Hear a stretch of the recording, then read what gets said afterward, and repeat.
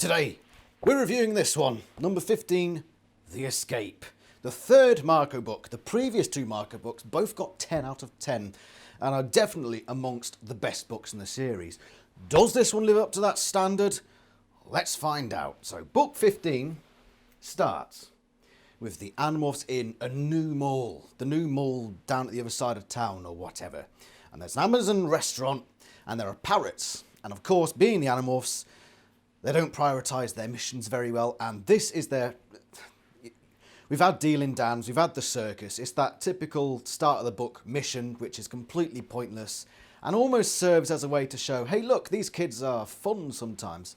I suppose in a way, when your books are full of doom and gloom, you need these little moments of just silliness, and that's what this moment is, because it doesn't add anything to the plot, it doesn't add anything to the message of the book, it's just the Animorphs pretending to be parrots and yelling things at people. And I'm thinking it's supposed to be humorous. The only part where I sort of laughed was when they're all saying, oh, our meat is made out of cats and stuff like that. And Cassie just chimes in with such a Cassie thing saying, save the rainforest, squawk.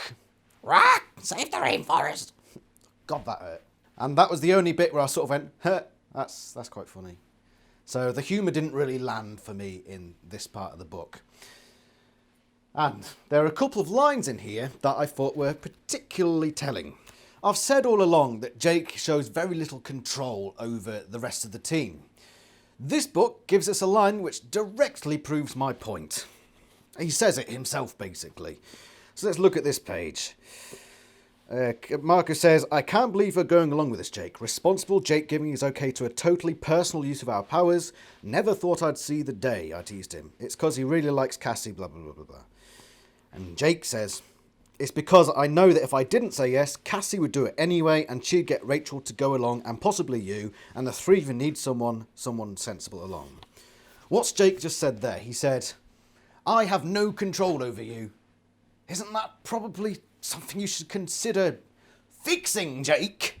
The fact that you can't control your team. You've openly just said, well, I could tell them to do something, and they'll just fucking do the opposite anyway. You're supposed to be the leader, man. That's supposed to concern you. When I was in the military, if I had somebody, like a rating below me, who just disregarded what I say, I'd be fucking pulling my hair out.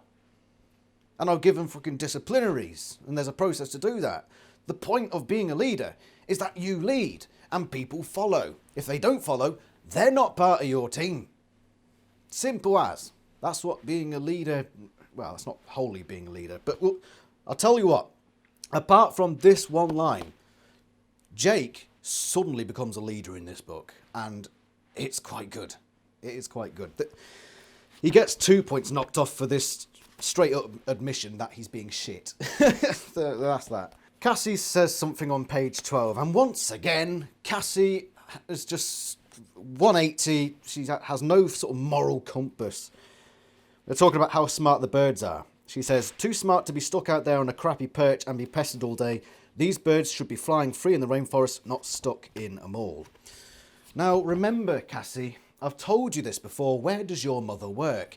In a zoo, where the animals are not free. And they're contained, and they're pestered by people. But you're perfectly fine with that, aren't you? Perfectly fine.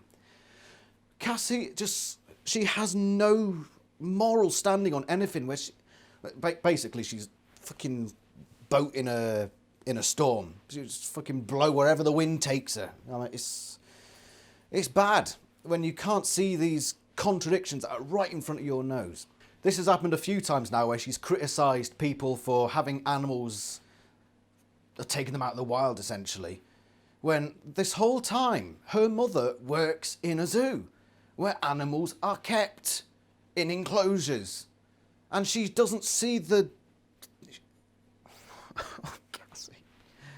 You're a fucking moron sometimes. But anyway, forget the parrot bit. It's completely pointless. Eric comes along because he somehow knows where the Animorphs are in this new mall. He probably followed them, I expect. And he tells them that the Yerks have an underwater base by Royan Island, which is a few miles off the coast of the town they live in. and that Visser 1 is there. Now we remember book 5, who is Visser 1 but Marco's mother? At least the host is Marco's mother. So he's instantly like, whoa, we need to seriously think about this. And this is where it starts to get interesting. This is where the message starts to come into it. Fear. Fear. This book plays a lot with the overcoming your fears message. And this is the first one we come into contact with. Marco is fearful of what will happen were he to confront his mother again. Whether he'd have to kill her, whether he wouldn't be able to. And that's his fear. He talks about having nightmares and all that sort of stuff. And there are other bits too. So they meet in Cassie's barn and they talk about how they're going to go underwater. And Tobias, now that he's got his morphing power back, is going to join them. But they find out that he has a fear of water. The fear. Overcome it. And Tobias is brave enough to say, right, okay, I know I have this fear, but I'm going to do it anyway. And so they go to like a water world place, and quite a fun little scene. Tobias grabs hold of a dolphin in order to acquire it. The dolphin doesn't go into an acquiring trance because, once again, morphing is just inconsistent. And he's brought underwater. I'm surprised he didn't break his bones or anything, because when you're going through water quite fast, the water resistance, especially with something as flimsy as a bird, is going to just go snap. But whatever. He almost gets killed, but I believe it was Marco just in time knocks Tobias off the dolphin before he gets hit against a loop that the dolphin's jumping through. But he's acquired the dolphin at this point, so well done, Tobias. You've acquired the dolphin. Just before this bit, Marco and Jake are flying around their seagull morphs, and they go onto a roller coaster on the front of a roller coaster and ride it down and swoosh back off. Now, this does seem a bit pointless on the face of it, but there is the underlying messages here, and I think a little bit of foreshadowing. Is it foreshadowing when, I don't know, think of it for yourselves, right? So Marco and Jake have just gone on this thing, and then Marco suddenly becomes very obsessive over not losing himself. We're still our old selves, aren't we? I mean, we haven't changed, not really, no matter what, right? Sure, Marco. No, I mean it. I realised I'd grown very serious. I don't know why, but I wanted Jake to agree with me. It was important to me. We're still just us. Nothing that happens can really change what you are, right?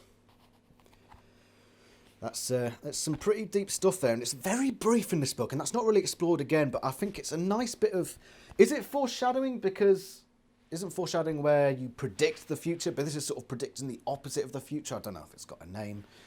Because, spoiler alert for anyone, they will change. They really will change to varying degrees. And this is Marco just, for a brief moment, just saying, we can't change, you know, I want to be who I am now going forward. Is this really going to change us? And he's trying to hold on to that. And it's quite a poignant little bit. And, yeah, knowing what happens in the Animorphs series, quite a sad moment. They go to Royan Island. They morph their dolphins, Axmorph shark, of course, and they dive under. And they go around doing their dolphin swimming, having fun. And then they see this underground base with their echolocation. And they see that it's under a sort of hologram disguise sort of thing. So they look at it, they think, oh, that's a bit strange. And Marco sees through a porthole his mother, and he's obviously a bit shook up by that. We see that there are a bunch of human controllers in there. It's almost like an office environment. A few Hawkbajir in there as well. They obviously know it's a Yerk thing. But just as they're thinking about what to do about it, they get surrounded by hammerhead sharks. And it turns out these hammerhead sharks are acting rather strangely. They seem to act smart as part of a group, and the animals are stunned by this. They manage to get away. There's a part here. Another part that adds to the message of this book. Marco has previously been in an encounter with sharks. That's quite hard to say. And he got basically ripped in half. And I believe that was book 4, which is up there. Don't know why I tried looking over there. And he has a fear, and he bolts. Again, the fear. And it's something that he has to overcome. Now, there's a little bit in this book where he's ashamed that he bolted so quickly. And Rachel says something that he almost, in a paranoid fashion, thinks is a dig at him. because of this fear, and he feels like he has to overcome it. So the Animorphs realise that they have to morph hammerheads to get closer to look at this base. So they go to this aquatics park, whatever. And this is where the story starts to go downhill. They come into this park, Axe is there looking like Axe, and the Animorphs are in their human bodies, apart from Tobias, I believe. And they're spotted by a guard, or two guards, and one of these guys is like, that's an Andalite. So clearly one of these is a Yerk. And Marco steps out, next to Axe. Now, how stupid are these Yerks? This one in particular. Very, very dunderheaded. Because he's just like, oh, who cares about those kids? We get kids sneaking all the time. You've got a kid standing next to this centaur thing who doesn't seem to be at all fazed. Doesn't that raise suspicion? Just a little bit? No, he's just like, oh, don't worry about those kids that are just standing next to this Andalite as if nothing's going on. Just concentrate on the Andalite. I mean, my God, who is Visser 3 hiring? Who is he hiring? Well, I suppose considering he's a bumbling fool, he is going to hire people much like him. Bumbling fools. So, fair. But there's two parts of this book, and the first instance happens now, where I don't know what it is, but the glass in California seems almost as fragile as the people that live there. They're in this tunnel where all these fish and sharks are. It's one of those big aquarium tunnel things. And Axe with his tail blade is able to smash this glass, and it all comes rushing in. And you think, right, this thing is it concave? Or is it I think it's concave shape. Flat surface, Axe's tail blade. You imagine it's got a point. How's that gonna... This glass must be thick to hold all that water pressure. How is Axe able to... I know it's a powerful tail blade, but how is... This glass is like fucking paper thin, surely. It's crap. Absolutely crap. And the same thing happens later. And you know what? It's plot convenience. And I hate plot convenience. So all this water rushes in, and the Animorphs are swept aside. Within seconds, according to how this book seems to be written, how it's written, within seconds the tunnel is filled. Do you know how much water must be flooding into this? How much pressure? Have you been hit by water? It's like a fucking brick wall. Those Animorphs and those guards would probably be either unconscious, at the very least, or even dead. If that water is so... If it's filling that tunnel so quickly, they'd be fucked.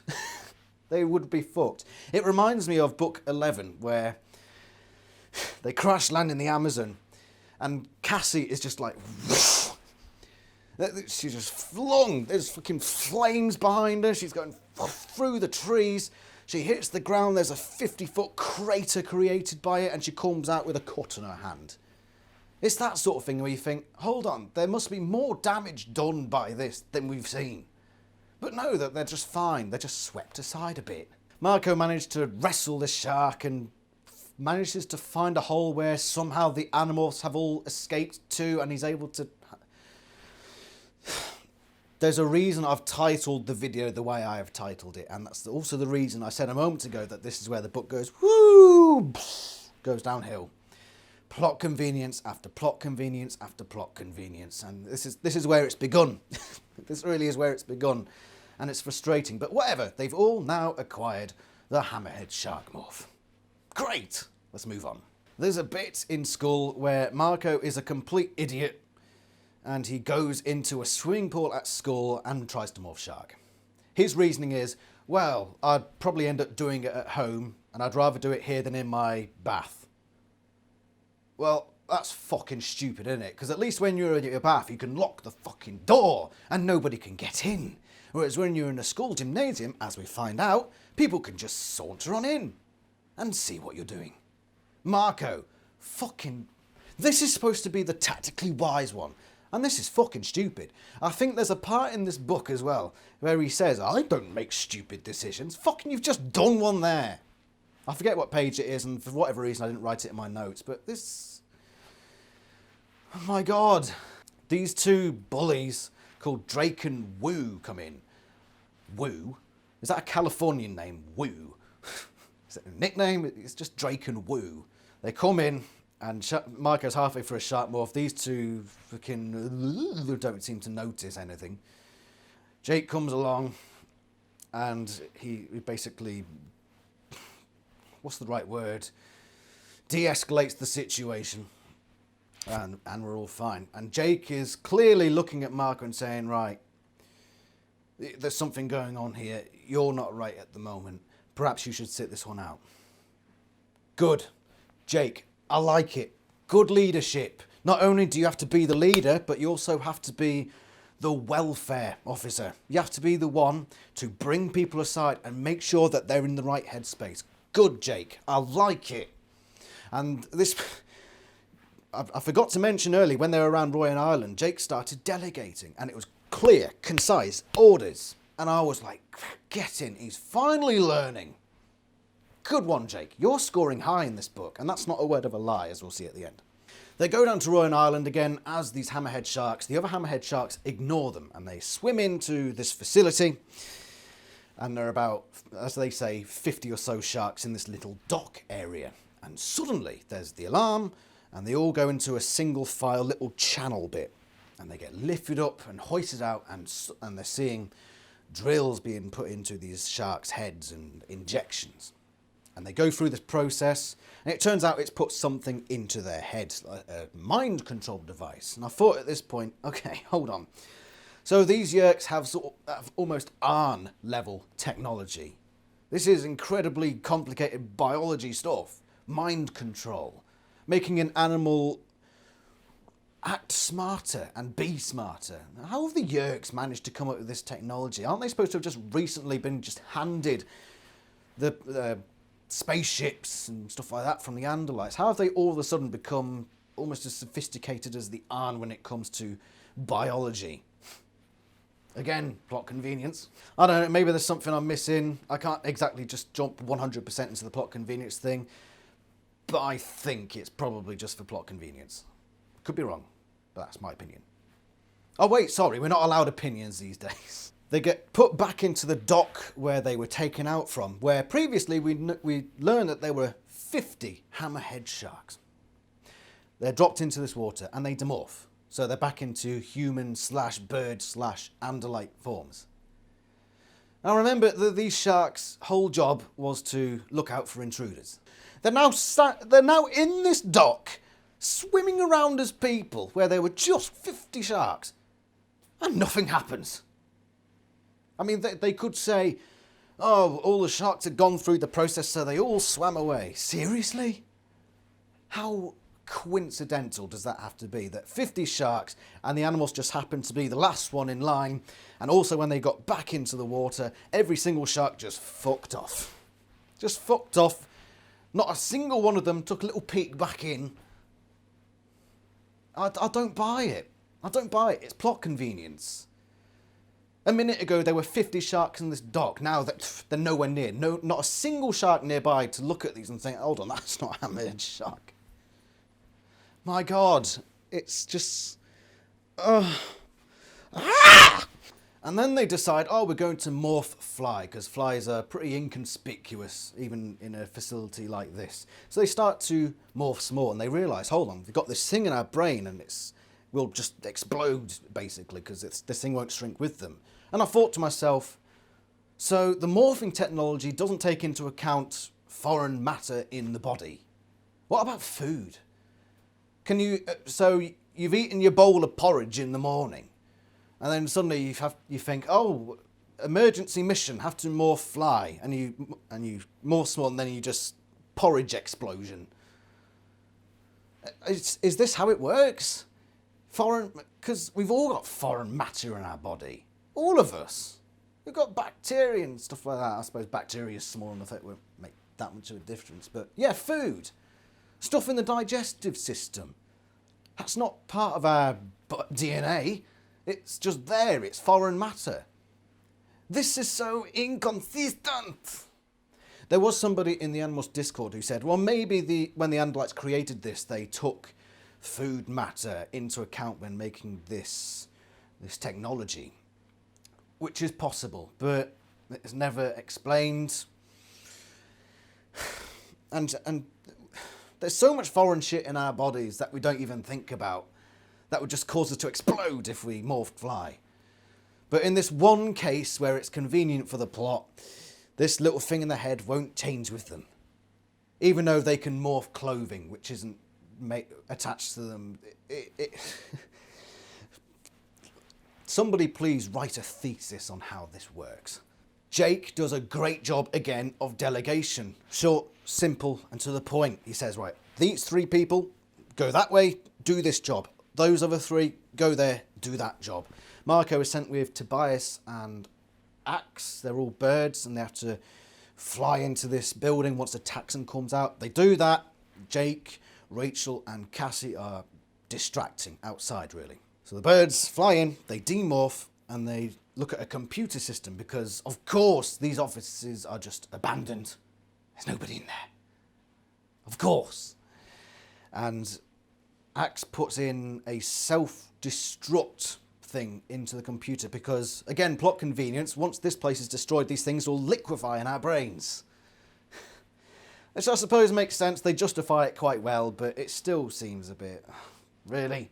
They come out of this office, and Marco goes into this room with a golden thing on the door, and it's Visa One, his mother, on the other side, and she says, come in. And Marco just walks in, and he's in his human body as well. He knows that's his mother on the other side. He could have just ruined everything. Absolutely everything. He's very lucky that Visa One just assumes automatically that this 12, 13-year-old is a fucking technician. Whatever. No, Visa One's supposed to be the smart one. She's one of the only good things about this book. She's an awesome villain. Much better than that shit Visa 3. But no, Visa One just believes that Marco is one of these technicians that she ordered down. And Marco's just sort of there like... Don't say anything stupid. Even though he just walked in and could potentially throw the entire resistance into jeopardy, whatever. Visa One knows that there's a distraction going on outside. And she's just like, oh, fucking hell, right, I better deal with this. She walks past. And she comes outside. And what do you know, Jon Snow? Visa 3 turns up. Does he need to turn up? No! This is one of those books where he makes no difference, really. Does he make a difference? No. He's just there because he's Visa 3. And he's in a big, scary morph. Ugh. Visa 3 comes in this big sea snake thing. And the 3 that have gone into battle, Jake, Rachel, and Cassie, have done a fair bit of damage.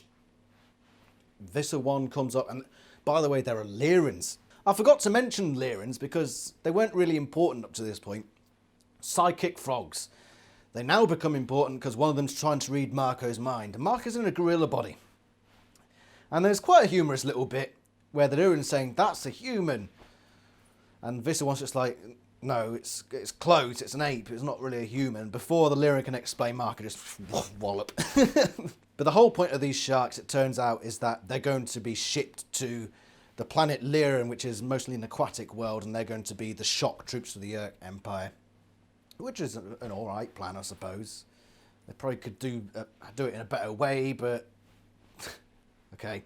I mean, we see this later in the series. The Yeerks are obsessed with having underwater shock troops. I believe it's book 36, where they're trying to make underwater shock troops again. They fail every time, of course. Visa 1 and Visa 3 have their little bit of banter between them. And Visa 1 is told that the place is going to self-destruct, so she runs off to sort that out, which leaves Visa 3 to play with the animals for a bit. And he makes a complete fucking balls up of it, because he's... he tries to attack Axe, and then Rachel just like, oh, I'm gonna tear you in half now. And Visa's just like, well, why don't we just negotiate? And Rachel's just like, no. And then Marco just comes up and bots him in the face, and Visa's like, oh no, defeated. And flops away. And it's just like, oh, this guy is fucking stupid and useless. And why was he here? He's just ruined this. It could have been so much better if it was just Visa 1 being the enemy here. It really would have been so much better if we just skipped the whole Visa 3 bit And he's not gone yet, by the way. So Rachel, Axe and Marco go find Visser 1 while the others get ready to swim away from this facility before it explodes.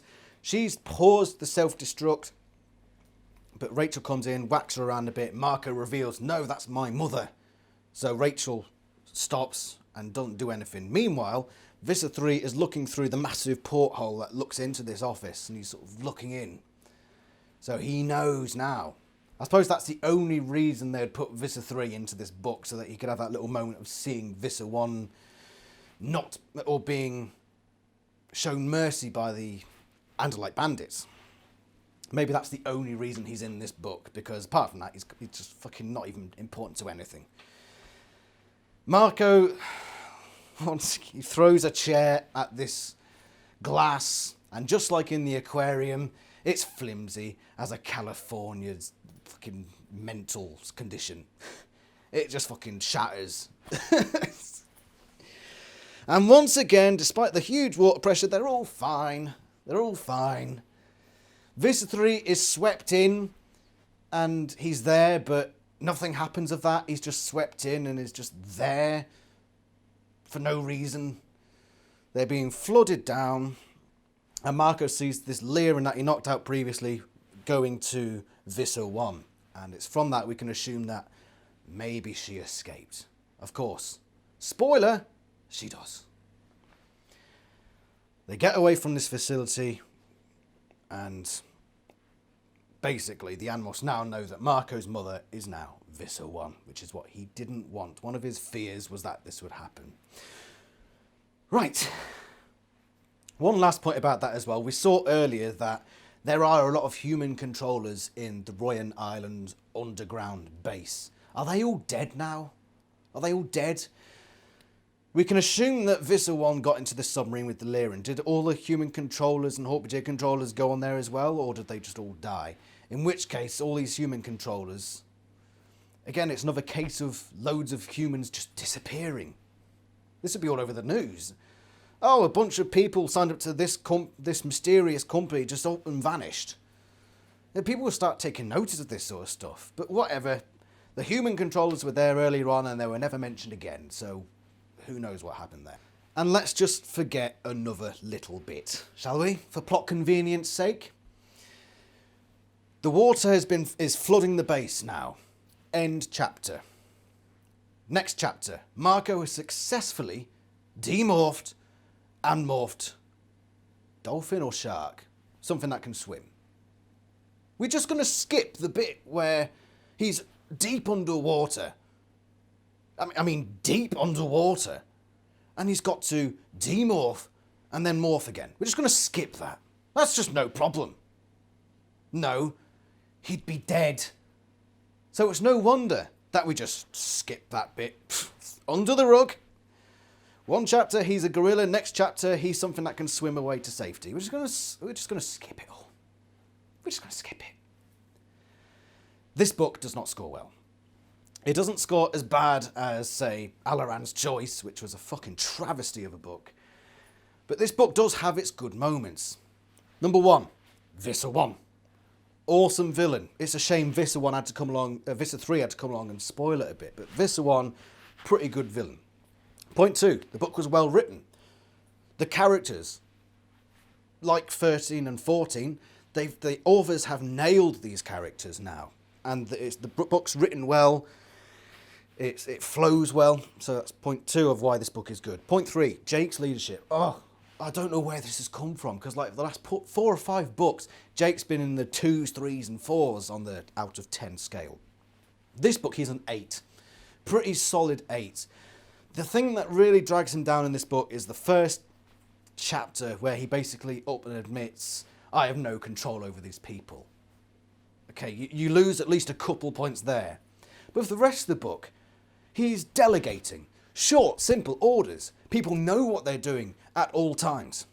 Granted, he doesn't come up with the plan really, but this is the best we've seen in terms of planning so far from Jake. And point 2, welfare. Checking on Marco at the right times. Keeping that short, simple and sweet and to the point as well. And not going too far into it, just approaching it in the way that a leader should approach it. Jake, you are beautiful here today. I don't know where this has come from, but you're an 8 out of 10 today, and fair play. Good leadership this time. As for the book itself, it's a 6 out of 10. It's a pretty solid 6 out of 10. The worst book of this run, unless you count the Andalite Chronicles. There's just so many plot conveniences, and Visser 3 ruins the ending. It could have been so much better. There's a lot of potential in this book, but just the amount of plot convenience that's needed to get them from one plot point to the other, it's infuriating. It really is. And it's a shame because both Marco books previous to this one were solid 10 out of 10.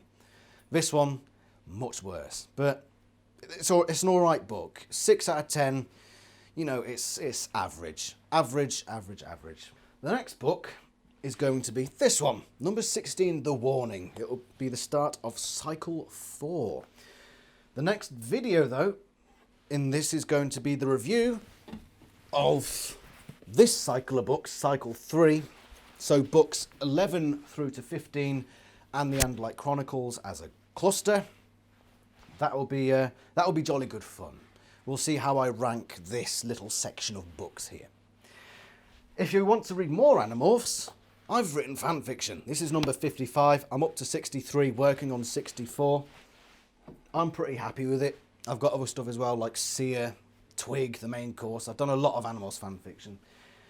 Join the Animorphs Discord. We've got a fitness club. We've got Cards Against Humanity Animorphs version. And we're currently in the process of making a Top Trumps deck, which should be much fun. Apart from that, thank you very much for watching. This has been the Animorphs YouTube channel. I'll see you for the next one. Bye.